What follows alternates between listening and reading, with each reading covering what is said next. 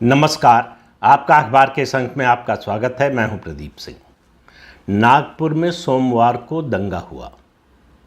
दंगा हुआ एक अफवाह के बहाने से। देखिए, बहाने की हमेशा तलाश रहती है मुस्लिम समाज को दंगा करने के लिए, और कोई ना कोई बहाना वो खोज लेते हैं। इस बार बहाना खोजा कि औरंगज़ेब की मज़ार हटाने के लिए जो आंदोलन विश्व हिंदू परिषद और उसके साथी संगठन कर रहे थे, उसमें एक चादर जलाई गई जिस पर कुछ धार्मिक बातें लिखी हुई थी, पंक्तियां लिखी हुई थी। अब ये सरासर अफवाह थी। पूरे महाराष्ट्र में इस तरह के प्रदर्शन हुए, कहीं इस तरह की बात नहीं फैली, केवल नागपुर में। और समझिए नागपुर के महत्व को। नागपुर में राष्ट्रीय स्वयंसेवक संघ का मुख्यालय है। राष्ट्रीय स्वयंसेवक संघ के गठन का 100वां वर्ष, शताब्दी वर्ष चल रहा है। 2 हफ्ते बाद वहां प्रधानमंत्री नरेंद्र मोदी का कार्यक्रम है। महाराष्ट्र के मुख्यमंत्री देवेंद्र फडणवीस वहीं नागपुर से आते हैं। संघ मुख्यालय है तो वहां जाहिर है कि सरसंघ चालक भी बैठते हैं वहां, और संघ के बड़े पदाधिकारी भी बैठते हैं। और इसके अलावा केंद्रीय मंत्री नितिन गडकरी भी नागपुर से आते हैं। तो नागपुर के महत्व को समझिए।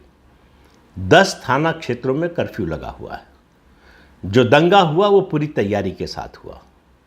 गाड़ियों में देख देखकर, जिन गाड़ियों में हिंदू देवी देवताओं के चित्र लगे हुए थे, उन्हीं गाड़ियों को तोड़ा गया और जलाया गया। बात इससे समझ में पूरी तरह से आएगी नहीं अगर इस घटना को जरा इतिहास के आईने में नहीं देखेंगे कि इससे पहले क्या हुआ। 1923, जितना मैं पढ़ पाया जान पाया, 1923 में भी इस तरह का दंगा हुआ था।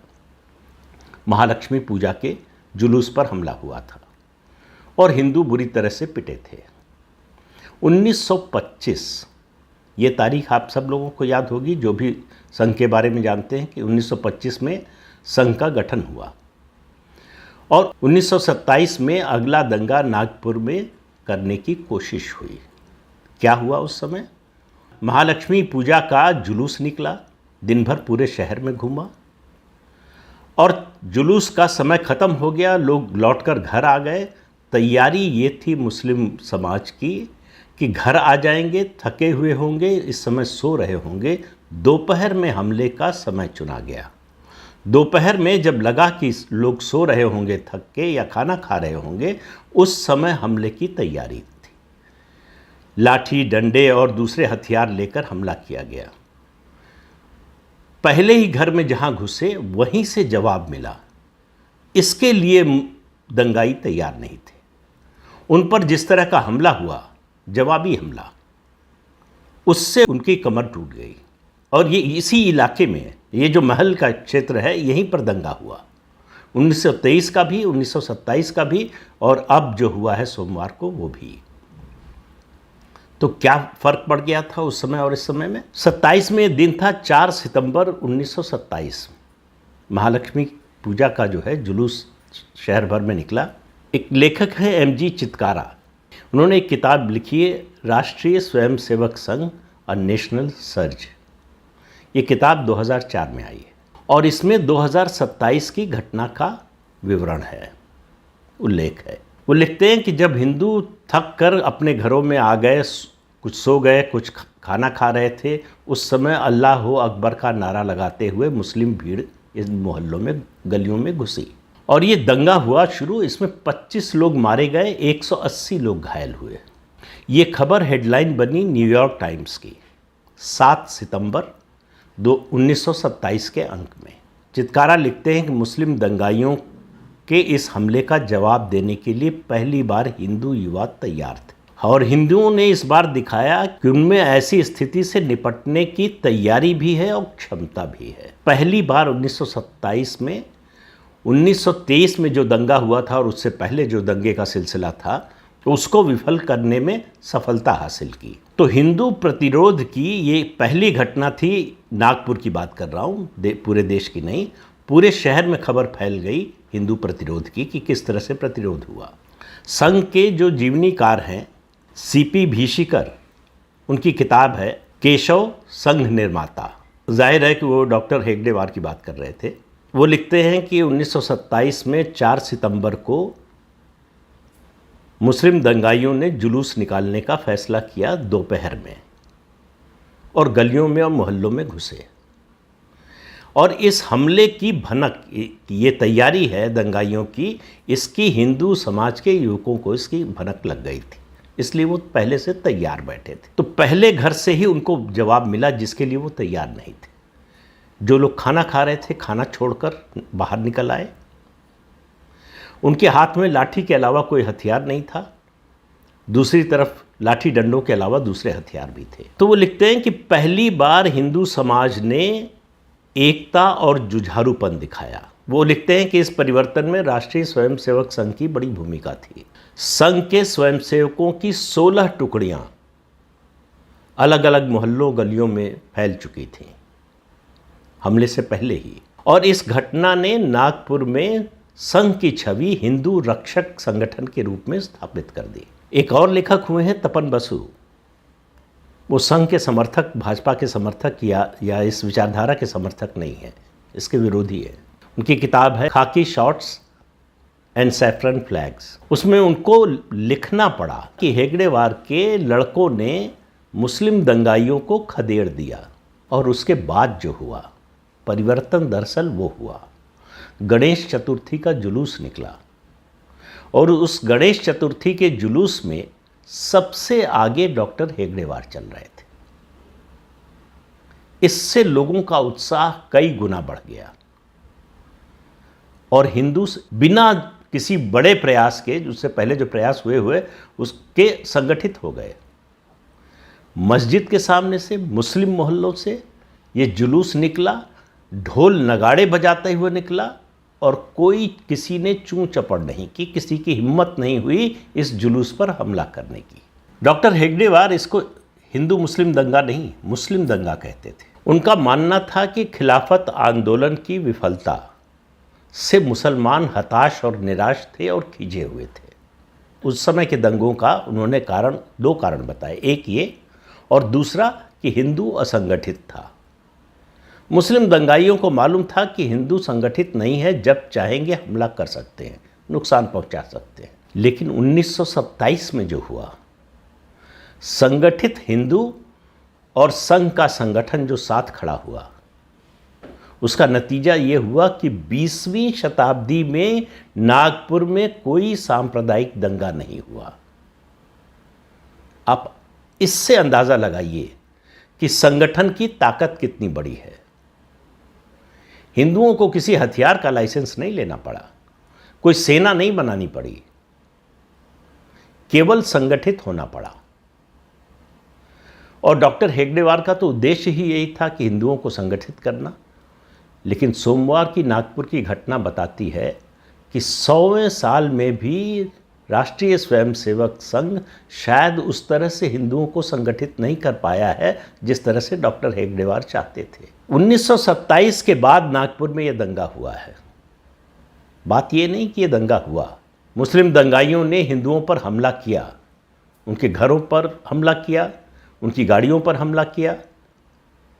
बात यह है कि इस समय संघ का शताब्दी वर्ष चल रहा है और महाराष्ट्र में भारतीय जनता पार्टी की सरकार है और देवेंद्र फडणवीस दूसरी बार मुख्यमंत्री बने और इसी नागपुर से आते हैं। तो उनकी पुलिस का इंटेलिजेंस सो रहा था क्या? जो भनक, जो खबर डॉक्टर हेगड़ेवार के युवकों को लग गई थी, वो महाराष्ट्र की पुलिस प्रशासन को उसकी खबर क्यों नहीं लगी? फिर कह रहा हूं, बात यह नहीं कि दंगा हुआ, सवाल यह है कि इस दंगे की खबर पुलिस प्रशासन को क्यों नहीं लगी? क्योंकि तैयारी के साथ हुआ। यह कोई स्वतः स्फूर्त दंगा नहीं था। ऐसा नहीं था कि कोई एक घटना हुई उसके कारण जो है कोई प्रोवोकेशन हुआ, इस कारण हुआ। एक बात बड़ी अच्छी तरह से समझना चाहिए कि ये जो दंगाई मुस्लिम हैं, इनकी मानसिकता एक शिकारी की होती है। ये उसी शिकार पर हमला करते हैं जिसके बारे में उनको पता हो कि इसको परास्त कर सकते हैं, जीत सकते हैं, इसको मार सकते हैं। जहां उनको लगता है कि जीत नहीं होगी, वहां वो हमला करने की हिम्मत नहीं करते हैं। उत्तर प्रदेश का उदाहरण आपके सामने है, जीवंत ज्वलंत उदाहरण। पूरे देश में मुस्लिम समाज का एक वर्ग है जो अलग अलग संपत्तियों पर दावा कर रहा है कि ये वक्फ की संपत्ति है। उत्तर प्रदेश अकेला प्रदेश है जहां मुस्लिम समाज जिस पर दावा किया था वो दावा छोड़ रहा है। प्रयागराज में कुंभ मेले की जमीन पर दावा किया था, छोड़ दिया। बनारस में उदय प्रताप कॉलेज की जमीन पर दावा किया था, छोड़ दिया। और इस तरह से तमाम उदाहरण हैं उत्तर प्रदेश में, हाल ही के हैं। ये कोई 100, 200, 300 साल पुरानी बात नहीं हो रही है, पिछले कुछ महीनों की बात हो रही है। तो नागपुर का ये दंगा क्या कहता है? क्या ये सरकार की विफलता है, सरकारी तंत्र की विफलता है, पुलिस तंत्र की और उसके खुफिया तंत्र की विफलता है? क्या ये राष्ट्रीय स्वयंसेवक संघ की विफलता है कि वो हिंदुओं को इस तरह से संगठित नहीं कर पाया? यह सब जिम्मा हम इन लोगों पर डालकर खुद निश्चिंत हो जाना चाहते हैं कि हमारी कोई जिम्मेदारी नहीं। हिंदू संगठित उस समय क्यों हुए और आज क्यों नहीं है, इस सवाल का जवाब हमको आपको खुद देना है। उस समय कोई सरकार नहीं थी, देश में अंग्रेजों का शासन था, प्रदेश जाहिर है कि प्रदेश में भी था। कोई पुलिस या कोई सरकारी सहायता जो है वो हिंदुओं को मिलने वाली नहीं थी। और आबादी में भी ऐसा तो है नहीं कि 1927 में ज़्यादा थे और आज कम हो गए हैं, अनुपात की बात कर रहा हूँ। इसके बावजूद देखिए संगठन की शक्ति जिसने 2025 यानी 98 साल तक नागपुर में दंगा नहीं होने दिया, ये होती है संगठन की शक्ति। तो इसको समझिए, बहुत आसान है मेरे लिए भी आपके लिए भी ये कह देना कि देवेंद्र फडणवीस की सरकार फेल हो गई।